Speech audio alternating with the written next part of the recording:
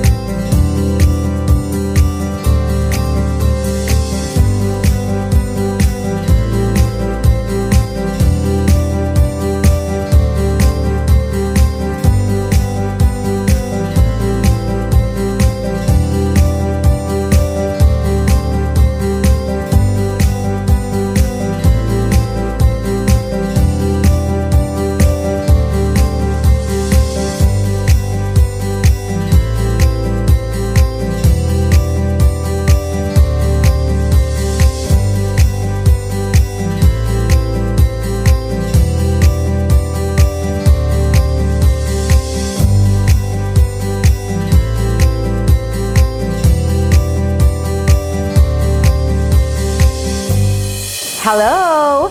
Gusto niyo ba ng extra this weekend? As in, extra sa masayang kwentuhan at extra sa tulong at tapat na serbisyo. We've got you!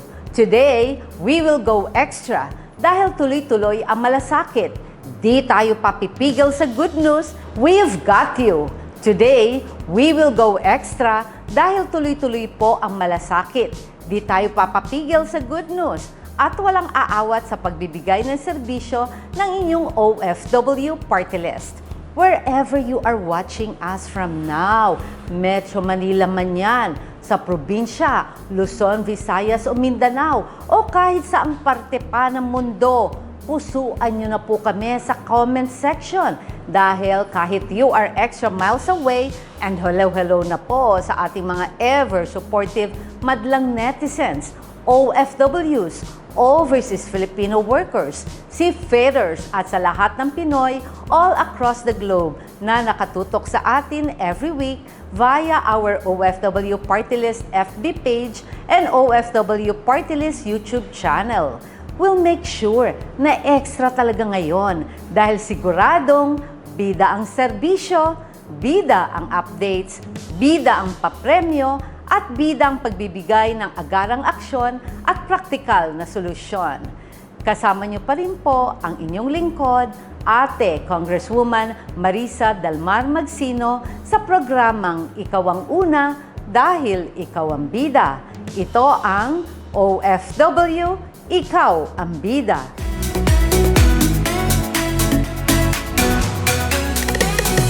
What's up, madlang netizens? Naandito po tayo sa Singapore dahil sinamahan po natin si Mama aka Congresswoman Marisa Dalmar Magsino para personal na bisitahin at kamustahin ang ating mga OFWs dito. And we're so lucky to have bumped into ang isang OFW na may anak na hinatiran natin ng tulong at serbisyo. Sama po natin ngayon si Mr. Benedicto Aguilando na isang industrial construction professional dito sa Singapore na magsa 7 years na po. Hello po, sir. Kamusta po kayo? Okay lang po. Gusto lang po natin tanungin po kayo kung kamusta po yung lagay niyo po dito. Sa ngayon, okay lang naman po sa trabaho. Kagandahan po ay nakahanap po ako ng medyo magandang company at nasusuportahan lahat ng kailangan. Alam niyo ba, madlang netizens, na ang anak po ni Sir Benedicto ay isa sa mga natulungan ng inyong OFW party list through our medical assistance. Ayan, sir, pwede niyo po ba ikwento sa amin kung ano po yung kalagayan o medical condition po ng inyong anak po bago po kayo lumapit po sa OFW party list? Isang linggo po ay 3 beses siya nagda-dialysis. Dahil nga po doon sa laking tulong ng OFW party list, nakapagsimula kami ng pag-process ng mga requirements para sa transplant niya po. Paano niyo po nalaman na kailangan niya na po magpa-dialysis? Ano po yung mga symptoms o ano po yung mga nararamdaman po niya bago po kayo nagpa-check up? Paano niyo po nalaman? Napansin ng nanay niya, naninilaw yung balat, tsaka parang putla siya at nangihina. Nagsimula na nung malaman ng doktor, hindi na sobrang hina na niya. Tapos yun, nangangayayat na. At yun, nung ma-check up ng doktor, 2 kidney po niya ay hindi na po gumana. Paano niyo po nalaman yung tungkol po sa medical assistance program po ng OFW party list? Kaibigan at saka po sa mga kakilala na rin po doon sa hospital. Mga nagsasabi na, try mo dito, maraming natutulungan po sila ang gano'n. Sobrang laki po ng tulong kasi yung mga laboratory po, yun, tsaka yung mga gamot. Opo, sobrang natutuwa po kami at nakatulong po kami sa inyo. Maraming salamat po. So sa ngayon po, ano po yung progress po ng condition po ng inyong anak? Sa ngayon, hanggat pa siya, nagkakaroon pa siya ng dialysis, nakukumpleto yung dialysis niya sa 3 beses ang linggo, medyo maganda yung pakiramdam ng katawan niya. Parang nagiging normal lang. Yun nga lang, masilan na po siya. Mabilis mabilis mapagod, parang mabilis magkasakit. Ganun. Pero nakakagawa na po siya ng mga normal na ginagawa niya po. Yung sa bahay, nakakagawa na siya. Laking tulong po. Pero nagtatrabaho po ba yung anak niyo or hindi po? Hindi po. Sa bahay lang mabilis po? Mabilis po kasi mapagod. Maglalakad po sa labas. Parang nanghihina na daw siya ulit. May gusto po ba kayong sabihin sa anak niyo po o sa pamilya niyo po? Ate Tintay, mag-ingat po lagi kayo. Tsaka pasensya na po lahat. Nangyari, ganun. Malalampasin din natin to. Kay sana ingatan mo rin yung sarili mo para makiiwas ng mga ganong sakit kung sakali. Pagdating kasi sa kanila, iba eh. Opo. Kahit marami akong pagkukulang sa kanila, pero mahal ko talaga sila sobra. Sigurado po ako naman na mahal din po nila kayo at sobrang thankful sila sa inyo.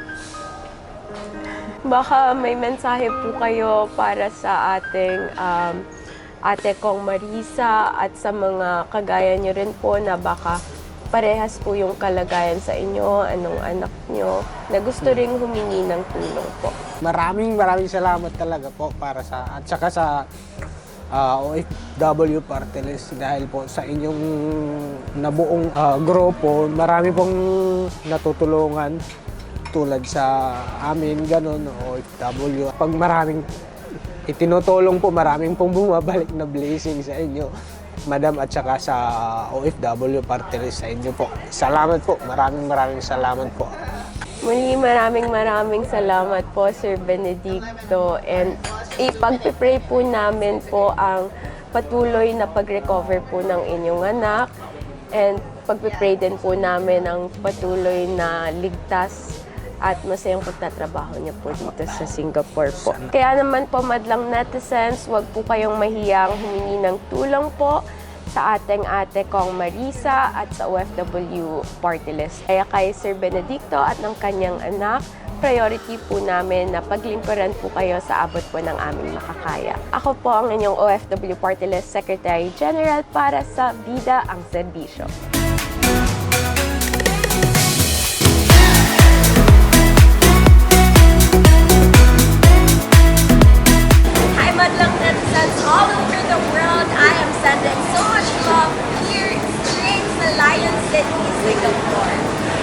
alam niyo ba, super excited ako gawin ang isa na naman challenge na hindi natin pwedeng palampasin. Nandito tayo sa Maxwell Hawking Center para tikman ang authentic dishes ng Singapore. So tara, ano bang hinihintay natin? Let's go! Hi Natasan! So ito na yung mga napili natin food for today. So we have salted egg prawns, 18 Singapore dollars. Then meron tayong Hainanese chicken is $8.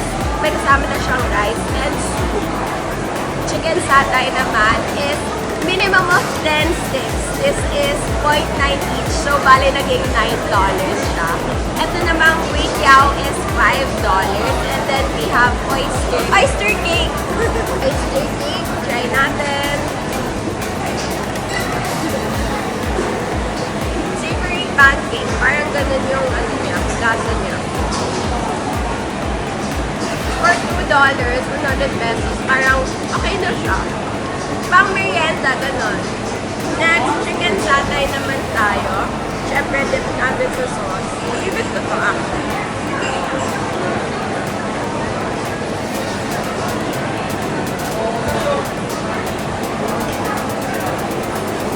I like it.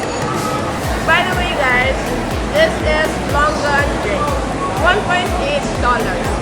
Soup ng Hainanese chicken. Parang nilaga. I love it. Very perfect kasi medyo may sipon ako. Oyster sauce. Cheers! Welcome to Singapore! Masarap siya. Favorite to ni Kuya. I think magugustuhan niya talaga ito. Okay, let's try yung kway teow. Ang talagang native ng Singapore. Let's do it.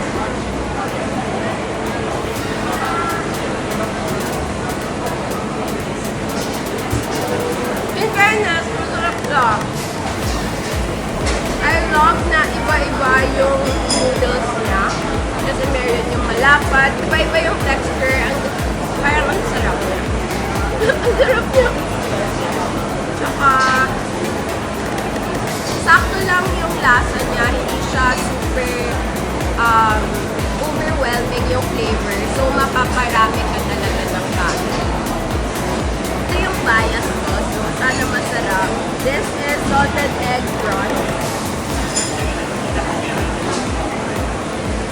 Sobrang thick.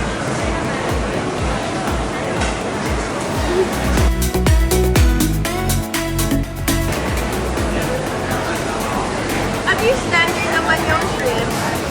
Fresh siya. In fairness naman. Yung taste parang, canteen vibes. Parang kang nasa school ulit. Ganun. Tapos yung mga yung mga vendors, lalo na yung matatanda, nung parang nalaman nila na visitor ako, na foreigner ako, super bait nila sa akin and accommodating. Sabi, you want anything? Ganito. So, I really love that. Tapos, medyo mahalan talaga dito sa Singapore, pero sabi nga nila, huwag ka na lang mag-convert para ma-enjoy mo yung visit mo dito or yung stay mo dito. So, that's it for our food trip area. I hope you guys enjoy. Thank you. What's up, madlang netizens from all around the world? Nandito pa rin po tayo sa Singapore, and if tingin nyo tapos na ang ating Singapore tour, no. Dahil today ay isasama ko na naman kayo sa isang exciting adventure na hindi pwedeng mawala sa ating Singapore tour. Nandito po tayo ngayon sa sinasabi nilang Asia's foremost garden destinations, ang Gardens by the Bay. I am so excited to see the plant kingdom in a whole new level kasi sabi nila we can see up to 1.5 million plants and flowers dito from all around the world. Tara, silipin natin. Alam niyo ba guys, ito pong Gardens by the Bay po ay hindi lang po recognized dito sa Singapore kundi sa buong mundo. It was given the award World's Largest Building ng 2012 at ang largest glass greenhouse ng Guinness World of Records ng 2015. Talagang ang napakaganda here sa Gardens by the Bay kasi you get to relax and be one with nature, lalo na if mahilig ka sa plants and flowers. So until next time, netizens, samahan nyo na naman ako sa isang adventure. But for now, ituloy po muna natin ang paghahatid ng good news kasama si Ate Kong Marisa, Congresswoman Marisa Del Mar Magsino.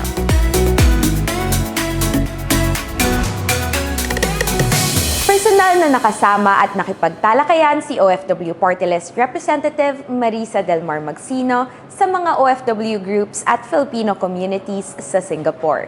Sa isang town hall meeting na inorganize ng ating embahada at ng Migrant Workers Office. Alamin natin ang detalye ng good news na ito.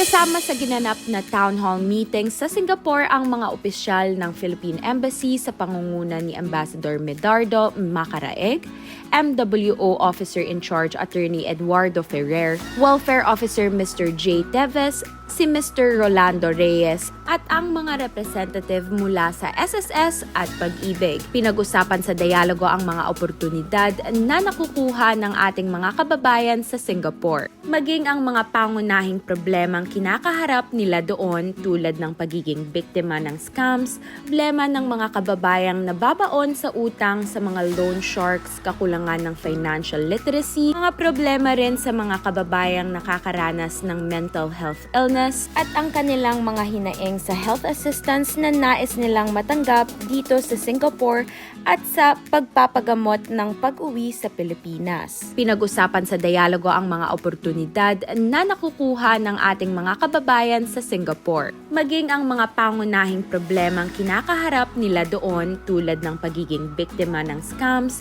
problema ng mga kababayang nababaon sa utang sa mga loan sharks, kakulangan ng financial literacy, mga problema rin sa mga kababayang nakakaranas ng mental health illness at ang kanilang mga hinaing sa health assistance na nais nilang matanggap dito sa Singapore at sa pagpapagamot ng pag-uwi sa Pilipinas. Sa pamamagitan din ng dialogo, nagkaroon ng pagkakataon ng ating mga OFWs na malaman ang mga programang handog ng OFW Party List at ng ating partner government agencies para sa kanila at kanilang kapamilya.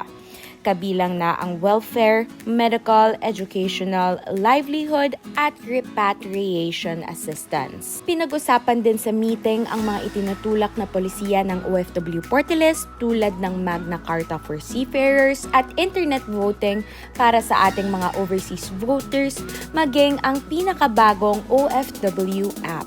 Samantala, bukod ding nakausap ni Ate Kong Marisa, si Ambassador Medardo Macaraeg ng Philippine Embassy sa Singapore upang makamusta ang kalagayan ng 215,000 OFWs at overseas Filipinos doon. Sa kabuuan, maituturing na maganda ang kalagayan ng ating mga kababayan sa Singapore dahil mas pinatibay ng Singaporean government ang mga polisiya sa karapatan ng mga foreign employees tulad ng enhanced medical insurance. Ngunit ilan sa mga nabalitaan nating problema ng ating mga kababayan sa Singapore, lalo na ang ating mga household service workers, ay ang paglabag sa kanilang kontrata, labis na singil ng agency fees, kulang o hindi pagbabayad ng kanilang sahod, pag-confiscate ng kanilang pasaporte, at pisikal at sexual na pang-aabuso. Bilang nag-iisang kinatawan ng OFW sector sa Kongreso, pinagsisikapan ni OFW Party List Representative Marisa Del Mar Magsino na mabisita ang ating mga OFWs sa kanilang host countries upang personal na makita ang kanilang kalagayan at makausap tungkol sa mga suliraning pinagdadaanan nila. Makakaasa po kayo na sama-samang sosolusyonan ito ng OFW Party List at ni Ate Kong Marisa, katuwang ang Embahada at Migrant Workers Office sa Singapore. Samantala, bahagi pa rin ng ating Singapore visit ay ang personal na pagbisita ng inyong OFW Party List sa Migrant Workers Resource Center sa Singapore. Dito ay nakausap at nalaman po ni Ate Kong Marisa ang kalagayan ng ating mga OFWs na may mga sitwasyong nire-resolba pa ng MWO at Singaporean authorities o di kaya'y naghihintay ng repatriation at walang ibang matutuluyan. Kitang-kita natin na komportable ang shelter at kompleto ang mga gamit para sa pangangailangan ng ating mga OFWs in distress. Tunay ngang nagbibigay ito ng safe space sa kanila habang naghihintay ng resolusyon sa kanilang mga sitwasyon. Para sa ating mga kababayan sa Singapore, kung kayo po ay may suliranin, huwag po kayong magdalawang isip na lumapit sa ating embahada at sa Migrant Workers Office.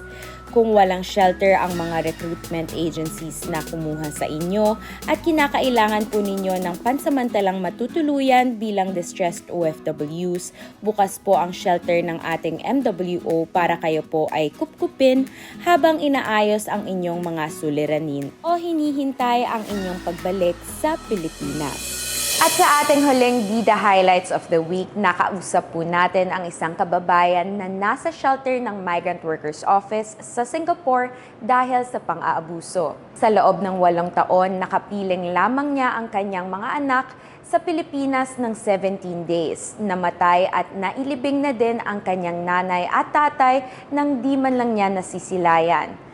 Subalit buong tapang niyang hinarap ngayon ang mga hamon sa buhay alang-alang sa kinabukasan ng kanyang mga anak sa tulong na rin ng ating mga kababayan, ng ating embahada at ng MWO.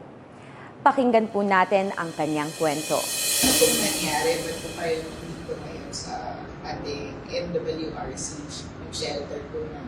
Ay inaharas yung pero sila naman, may kaso na po nila yung tulog pa kayo. Ngayon po, habang inaayos yung gusot po doon sa nangyari po doon sa bahay na employer mo, ano naman po yung tingin ninyo, babalik pa kayo doon or uwi na lang po ng Pilipinas?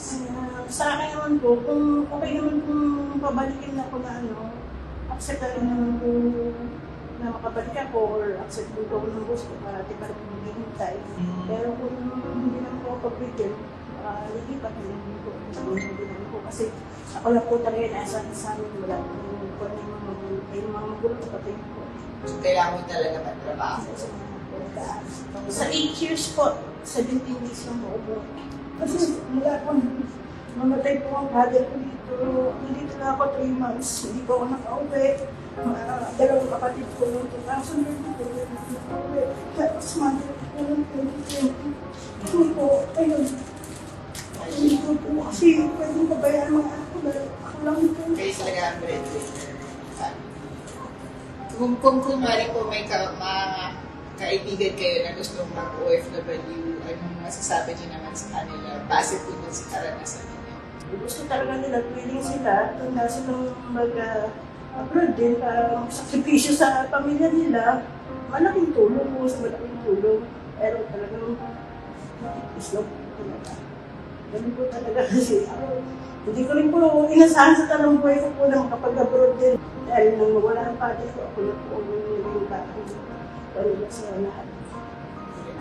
Kaya mother ko po, masaya na pumanaw siya o sabi niya sa akin, ako proud siya dahil lahat na ibigay ko kahit may dalawang kapatid hindi niya ibigay. Ako lang doon ako bigay sa kanya yung kasiyahan. Kaya kahit nagmatay siya o hindi ko nakita. Gusto rin po ako naalala ko lang ang ginawa ko sa kanya. Natulungan niyo talaga siya dahil sa pagtatrabaho niya. Masaya naman po kahit na talagang madahil lang po ang pagsupok. Ang ano ko naman po, hindi ko bibigay ni ganyan kung hindi naman po natin kaya. Muli kami po dito sa OFW Portales ay lubos na nagpapasalamat sa ating Filipino community leaders, sa ating mga mahal na OFWs, sa ating embassy and MWO officials sa Singapore para sa isang makabuluhang talakayan. Makakaasa po kayo na ang ating pakikipag-ugnayan ay hindi natatapos sa pagbisita lamang. Tayo po ay aaksyon at magbibigay ng solusyon sa abot po ng ating makakaya para sa mas mabuti at mas magandang kapakanan ng ating mga mahal na OFWs dahil para sa amin, OFWs sa Singapore, kayo ang bida. Ako po muli ang inyong OFW Portales Secretary General, Ces Adriano, dito lang sa OFW Tulong at Serbisyo Center in Action, Bida Highlights of the Week. Before we end our program today, pwede bang mawala ang pamimigay namin ng aguinaldo? Hindi pwede. Get ready to win dito lang sa Bida sa Papremyo! Last week ay tinanong po namin kayo ng ating Bida Question of the Week na ano ang kompletong tawag sa pista na dinaluhan ni Congresswoman Marisa Del Mar Magsino sa South Korea? At ang tamang sagot ay Pistang Pinoy sa Korea 2024. At ito na po ang inaabangan ng lahat, ang ating 10 Bida Lucky winners of 500 pesos each na talaga namang hindi nagpahuli sa pagsagot ay sina...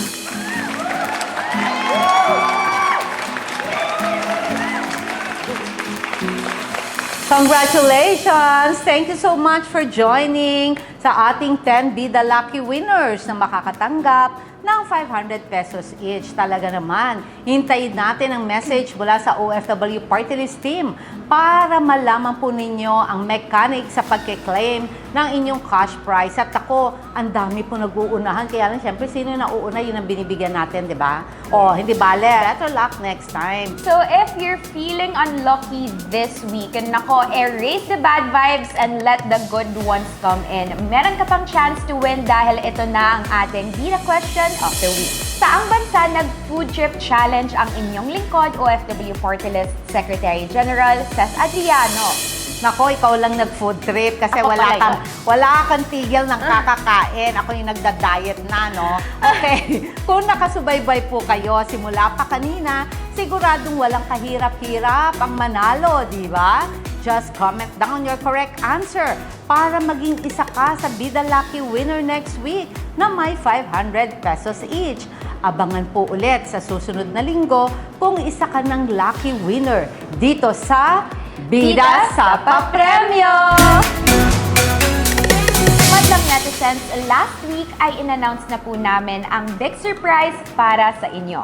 In celebration of our very own Ate Kong Marisa's birthday this October, may regalo po kami para sa inyo. Simula po last week hanggang October 5, 2024, lagi na po kayong tumutok dito sa OFW Ikaw ang Bida with Ate Kong Marisa para wala po kayong malampasan na episode.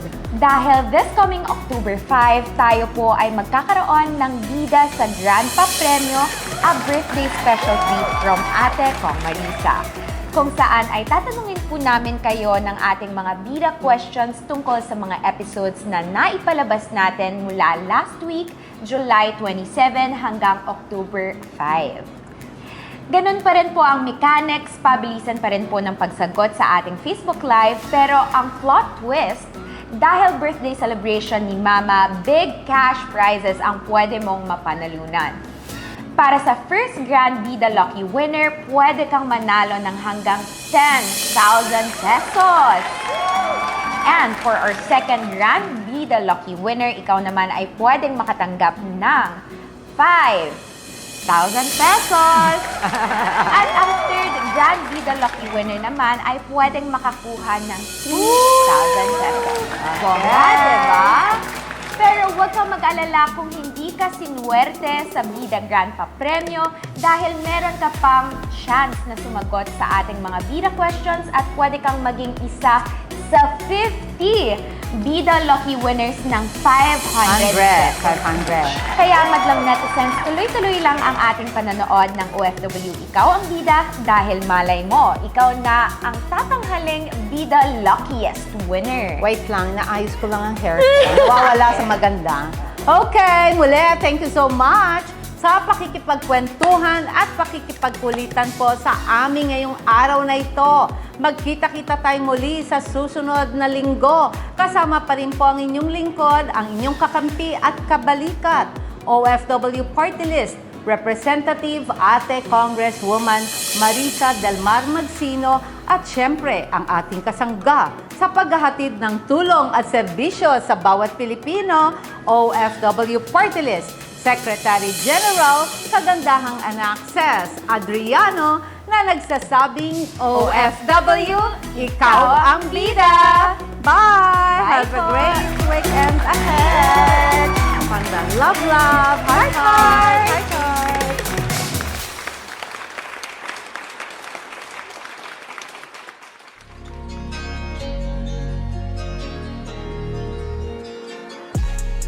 Exquisite jewelry collections, unique and high-quality pieces of rare stones.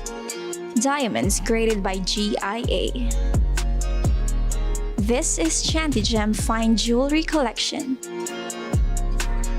Discover our collections now at Ayala Malls, Manila Bay.